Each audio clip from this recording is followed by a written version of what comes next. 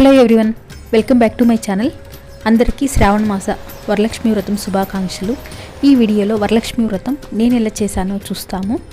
శ్రావణ మాసం వచ్చిందంటే లక్ష్మీ పూజలు చేస్తుంటాము. అందులో ముఖ్యంగా పౌర్ణమికి ముందు వచ్చే వారం వరలక్ష్మి వ్రతం చేసుకుంటే చాలా మంచిది. ఈ మాసమంతా ఏదో ఒక వారం వరలక్ష్మి వ్రతం చేస్తుంటాము. ఈ మాసంలో ఎక్కువగా శుభకార్యాలు చేస్తుంటాము. ఈ మాసంలో లక్ష్మీదేవిని పూజించడం, వ్రతాలు చేసుకోవడం చాలా మంచిది. ఎవరికి తగినట్టు వాళ్ళు వ్రతాలు ఆచరిస్తూ ఉంటారు.